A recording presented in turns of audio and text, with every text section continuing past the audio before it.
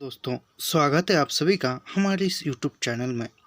आज हम देखेंगे नाटकों पर PYQ क्वेश्चन, जो कि आने वाले एग्ज़ाम में PYQ क्वेश्चन काफ़ी महत्वपूर्ण होने वाले हैं। जैसे कि आज 13 तारीख है और 17 को हमारा पेपर है। उसी दृष्टिकोण से यह सीरीज़ इसी चैनल पर चलाई जा रही है। इससे पहले हमने आदिकाल, भक्तिकाल, रीतिकाल, आधुनिक काल एवं कहानियों पर और उपन्यासों पर PYQ क्वेश्चन देखे हैं और आज हम नाटक पर PYQ क्वेश्चन देखने जा रहे हैं। वह हम प्रारंभ करने वाले हैं नेट सितंबर 2022 से। देखते हैं पहला प्रश्न। जात ले जात टके शेर जात, 1 टका दो, हम अभी अपनी जात बेचते हैं। टके के वास्ते अंधेर नगरी में जात बेचने वाले ब्राह्मण के इस संवाद का व्यंग्य अर्थ है। तो इसका सही उत्तर है यह नगण्य, साधारण, विशिष्ट, असाधारण सब एक ही भाव बिक रहे हैं। यह अंधेर नगरी और भारतेंदु जी का लिखा हुआ नाटक था। अगला प्रश्न देखते हैं। एक और द्रोणाचार्य में द्रोणाचार्य के कथन है। तो इसमें द्रोणाचार्य के कथन है, उस दिन भूख मेरे सिद्धांत से बड़ी हो गई। और दूसरा कथन है, राजकीय अन्न की दास्तां ने मेरा विवेक खरीदा। यह द्रोणाचार्य के कथन है द्रोणाचार्य एक और द्रोणाचार्य नाटक में। अगला प्रश्न देखते हैं। इनमें से कौन सा निबंधकार द्विवेदी युग का नहीं है? तो कुबेरनाथ राय यह द्विवेदी युग का नहीं है। अगला प्रश्न देखते हैं। सुमिलित कीजिए। जैसे कथनों के साथ सुमिलित करना है, इधर पात्र और इधर कथन दिए हुए हैं।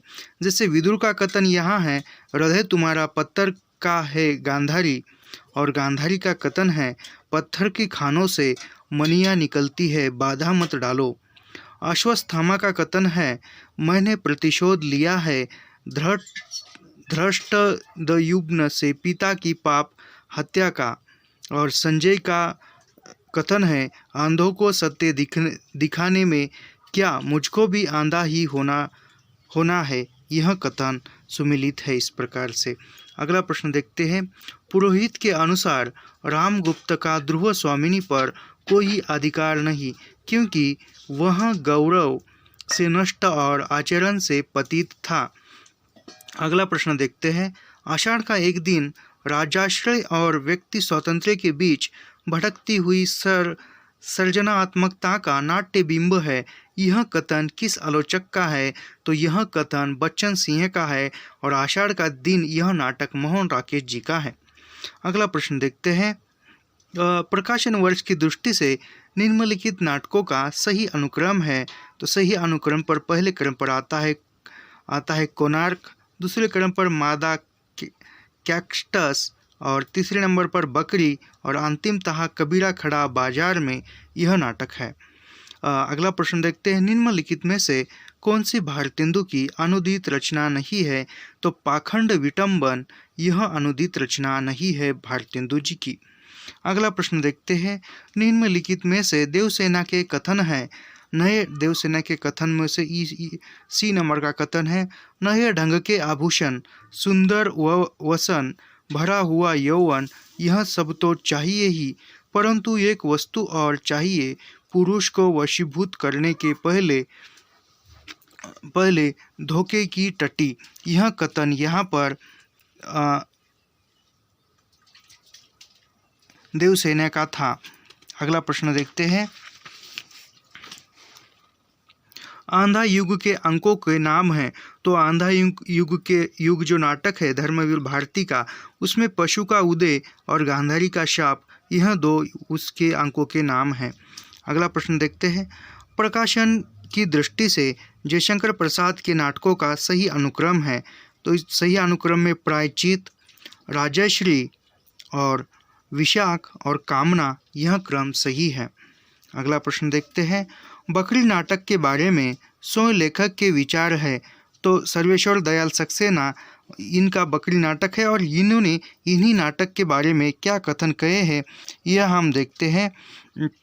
इन्होंने कहा है, यह नाटक न लिखा जाता यदि हिंदी में कोई ऐसा नाटक होता जिसमें सचेतना को लोक भाषा और लोक रूपों के माध्यम से सामाजिक अन्याय के साथ जोड़ने का एक नया व्याकरण देखने को मिलता। तो यह कथन स्वयं लेखक यानी सर्वेश्वर दयाल सक्सेना जी का है। और दूसरा कथन यह है कि यदि हिंदी के नाटककार यशा प्रार्थी न होकर आम आदमी की पीड़ा आम आदमी की ज़बान में आम आदमियों के बीच ले जाना हिंदी रंगमंच के लिए अनिवार्य मानते हैं तो यह नाटक न लिखा जाता। यानी कि कहने का मतलब है कि दोनों कथनों में से यदि यह नाटक लिखने से पहले यदि हिंदी में लोग आम आदमियों के लिए कोई नाटक या कोई उसकी समस्या लिखी होती तो यह नाटक न लिखते, यही इसका भावार्थ है। अगला प्रश्न देखते हैं, सुमिलित कीजिए। सुमिलित कीजिए है जैसे आलस्य का है, देखो दुनिया में हाथ पैर हिलाना नहीं अच्छा, मर जाना पैर उठ के कहीं जाना नहीं, यह आलस्य का है। और देवसेना का कथन जो है, देवसेना का वह 1 नंबर का, देश की दुर्दशा निहारोगे डूबते को कभी उबारोगे, यह देवसेना का कथन है। और गांधारी का जो कथन है वह है, मैंने कहा था दुर्योधन से धर्म जिधर होगा ओ मूर्ख उधर जय होगी, यह गांधारी का कथन है। और भिष्टी का कथन जो है वह है, बकरी को क्या पता था मशाक बन के रहेगी, पानी भरेंगे लोग और वह कुछ न कहेगी। तो यह इस प्रकार पात्र और उनके कथनों के साथ सुमेलन था। अगला प्रश्न देखते हैं, विजय तृष्णा का अंत पराभव में होता है अलक्षेत्र राजस्थ सुव्यवस्था से बढ़ सकती है, केवल विजय से नहीं। यह विचार चंद्रगुप्त के किस चरित्र का है? चंद्रगुप्त नाटक जयशंकर प्रसाद का है और इसमें उपयुक्त कथन दंडायन का है। और अगला प्रश्न देखते हैं, अंधेर नगरी के आधार पर कहा जा सकता है कि भारतेंदु की साहित्य संबंधी अवधारणा है। साहित्य संबंधी अवधारणाओं में साहित्य की सामाजिक भूमिका होती है, यह इसकी अवधारणा है। अगला प्रश्न है, सुमिलित कीजिए नाटकों के साथ। लक्ष्मी नारायण मिश्र इनका राक्षस का मंदिर, पंडित उदयशंकर भट्ट का विक्रमादित्य, श्री चतुर्सेन शास्त्री का अमर राठौड़ और सेठ गोविंद दास जी का कर्तव्य, यह नाटक है। अगला प्रश्न देखते हैं, हिंदी नाटकों के मंचन में यश गान का प्रयोग किस निर्देशक ने किया? तो सत्यदेव दुबे जी ने यश गान का प्रयोग किया था नाटकों के मंचन में। अगला प्रश्न है, निम्नलिखित नाटकों का रचनाकाल की दृष्टि से सही अनुक्रम कौन सा है? तो इसमें ध्रुव स्वामिनी, सिंदूर की होली, लहरों के राजहंस और 8वां सर्ग, यह क्रम सही है। अगला प्रश्न देखते हैं, कालक्रम की दृष्टि से निम्नलिखित नाटकों का सही अनुक्रम क्या है? तो आषाढ़ का एक दिन, लहरों के राजहंस, आधे अधूरे और पैर तले की जमीन, यह सभी जो नाटक है यह है मोहन राकेश के नाटक है। अगला प्रश्न देखते हैं, इनमें से कौन सा अनुक्रम संगत है? तो जयशंकर प्रसाद, स्कंदगुप्त, धातुसेन, प्रसादांत, तो यह क्रम सही है। अगला प्रश्न देखते हैं, सुमिलित कीजिए है। इसमें है देखो राज्यश्री का जो है वह जयशंकर प्रसाद, यम गाथा का दुधनाथ सिंह, राम की लड़ाई यह लक्ष्मी नारायण लाल का नाटक है। और सांच कहूँ तो यह प्रभाकर श्रोत्रिय का नाटक है। अगला प्रश्न देखते हैं, कालक्रम की दृष्टि से निम्नलिखित नाटकों का सही अनुक्रम क्या है? तो यह स्वयंगीता, स्वयंवर, चंद्रगुप्त, सिंदूर की होली और कोणार्क, यह क्रम सही है। इसके बाद का प्रश्न, निम्नलिखित रचनाओं का सही अनुक्रम क्या है? तो इसमें स्कंदगुप्त, पहला राजा, बकरी और कोर्ट मार्शल, यह नाटकों का क्रम सही है। अगला प्रश्न देखते हैं, स्कंदगुप्त का है प्रपंच बुद्धि और कोणार्क विषु, आषाढ़ का एक दिन का है विलोम, सूर्य की पहली किरण से सूर्य की अंतिम किरण तक, इसका पात्र है शीलवती। अगला प्रश्न देखते हैं, निम्नलिखित नाटकों का सही अनुक्रम क्या है? तो सही अनुक्रम में है पहला विद्यासुंदर, ध्रुव स्वामिनी, आधे अधूरे और राम की लड़ाई, यह क्रम सही है। अगला प्रश्न देखते हैं, इन नाटकों इन नाटकों को उनके नाटककारों के साथ सुमिलित कीजिए। जैसे कि कोमल गांधार नाटक शंकर शेष का है और मुक्ति का रहस्य नाटक लक्ष्मी नारायण मिश्र का है और कर्फ्यू नाटक लक्ष्मी नारायण लाल का है और माधवी यह भीष्म साहनी का नाटक है। अगला प्रश्न देखते हैं। इन चरित्रों को उनके नाटकों के साथ सुमिलित कीजिए।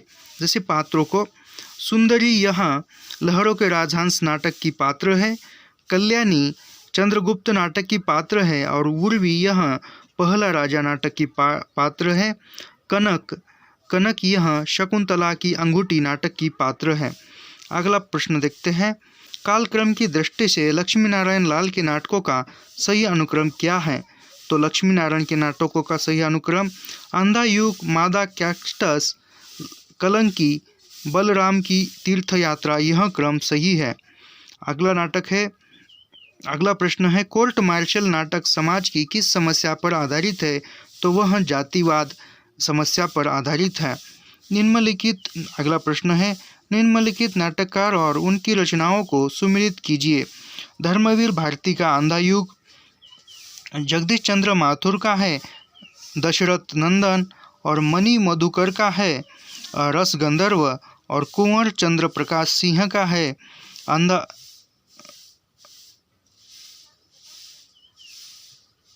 है रस जनक कवि जगनिक, यह है। अगला प्रश्न देखते हैं। निम्नलिखित पात्रों को उनके नाट्य कृतियों के साथ सुमिलित कीजिए। जैसे कि चंद्रगुप्त यह चंद्रगुप्त नाटक का चाणक्य है और आधे अधूरे का महेंद्रनाथ है, कोणार्क का पात्र है विष्णु और आंधा युग का पात्र अश्वत्थामा है। अगला प्रश्न देखते हैं। निम्नलिखित नाटककारों को उनके नाट्य कृतियों के साथ सुमिलित कीजिए।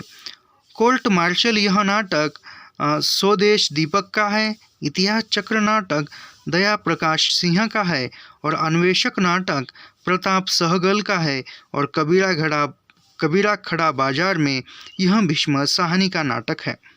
अगला प्रश्न देखते हैं। निम्नलिखित नाटकों का सही अनुक्रम कौन सा है? तो इसमें पहला नाटक है शारदिया, अंधा युग, मादा कैक्टस और कोर्ट मार्शल। पात्रों को उनके नाट्य कृतियों के साथ सुमिलित कीजिए। देवसेना यह स्कंदगुप्त नाटक की पात्र है, विशु यह कोणार्क है और गांधारी अंधा युग नाटक की पात्र है और सावित्री आधे अधूरे नाटक की पात्र है। अगला प्रश्न देखते हैं। नाटक को उनके पात्रों के साथ सुमिलित कीजिए। जैसे कि चंद्रगुप्त नाटक का पात्र यहाँ दिया गया है सिंहहरण और आषाढ़ का एक दिन विलोम, सूर्य की अंतिम किरण से सूर्य की पहली किरण तक इस नाटक का पात्र ओक्काक है और देहांत नाटक का पात्र पिरू है। अगला प्रश्न देखते हैं। निम्नलिखित में से कौन सी रचना नाट्य कृति नहीं है? तो परशुराम की प्रतीक्षा यह कृति नाट्य कृति नहीं है। अगला प्रश्न देखते हैं। रचना काल की दृष्टि से सुरेंद्र वर्मा के निम्नलिखित नाटकों का सही अनुक्रम बताइए। तो इसमें द्रौपदी, आठवां सर्ग, छोटे सैयद बड़े सैयद, शकुंतला की अंगूठी, यह क्रम सही है। अगला प्रश्न देखते हैं। निम्नलिखित पात्रों को उनके नाटकों के साथ सुमिलित कीजिए। जैसे मल्लिका यह आषाढ़ का एक दिन का पात्र है, देवसेना स्कंदगुप्त नाटक की पात्र है और शीलवती यह सूर्य की अंतिम किरण से सूर्य की पहली किरण तक नाटक की पात्र है और शर्मिष्ठा यह देहांत नाटक की पात्रा है। अगला प्रश्न देखते हैं। निम्नलिखित में से कौन सा नाटक श्रीनिवास दास का नहीं है? तो महारानी पद्मिनी यह नाटक श्रीनिवास दास का नहीं है। अगला प्रश्न देखते हैं। राजा लक्ष्मण सिंह ने अभिज्ञान शाकुंतलन का अनुवाद कब किया? तो यह अनुवाद 1863 में किया था। अगला प्रश्न देखते हैं। निम्नलिखित में से कौन सा नाटक कालिदास के चरित्र से संबंधित है? तो इसमें कालिदास से संबंधित आषाढ़ का एक दिन है और शकुंतला की अंगूठी, यह दो नाटक और आठवां सर्ग, यह तीन नाटक यहाँ पर कालिदास के चरित्र से संबंधित है। अगला प्रश्न देखते हैं। यहाँ स्थापना और तर्क दिया है। स्थापना पढ़ते हैं। नाटक केवल चाक्षुष यज्ञ है और तर्क क्या है? क्योंकि आधुनिक मान्यता है कि नाटक में दृश्य की तुलना में श्रव्य तत्व कम महत्वपूर्ण होता है, तो यह नाटक केवल चाक्षुष यज्ञ है। यह सही है, लेकिन तर्क जो है वह तर्क गलत है। अगला प्रश्न देखते हैं। रचना काल के आधार पर निम्नलिखित नाटकों का सही अनुक्रम है। चंद्रावती, स्कंदगुप्त, झांसी की रानी और कबीरा खड़ा बाजार में यह क्रम सही है। अगला प्रश्न देखते हैं। यह प्रश्न इस वीडियो का अंतिम प्रश्न होगा। इसके बाद के प्रश्न हम कल की वीडियो में देखेंगे। निम्नलिखित पात्रों को नाटकों के साथ सुमिलित कीजिए। सिंह हरण यह चंद्रगुप्त नाटक का पात्र है और युवत्सु अंधायुग का पात्र है और जुनेजा यह आदि नाटक का पात्र है और दक्ष यह एक कंठ विषपाई नाटक का पात्र है। और एक प्रश्न देखते हैं, यह अंतिम है। निम्नलिखित नाटकों को उनके नाटककारों के साथ सुमिलित कीजिए। बंधन अपने अपने यह नाटक शंकर शेष का है। सिंदूर की होली लक्ष्मी नारायण लाल का नाटक है और अशोक का शोक यह राम कुमार वर्मा का नाटक है। नायक खलनायक विदूषक यह शंकर शेष का नाटक है। तो इस प्रकार आज के वीडियो में यहाँ तक हमने क्वेश्चन देखे पीवाईक्यू। कल के वीडियो में इससे आगे के क्वेश्चन देखेंगे। यदि वीडियो अच्छा लगा है और ऐसे ही सेट नेट तथा पेट हिंदी साहित्य से तैयारी करने के लिए हमारे चैनल को सब्सक्राइब कीजिए, लाइक कीजिए और शेयर करना मत भूलिए। मिलते हैं अगले वीडियो में। धन्यवाद।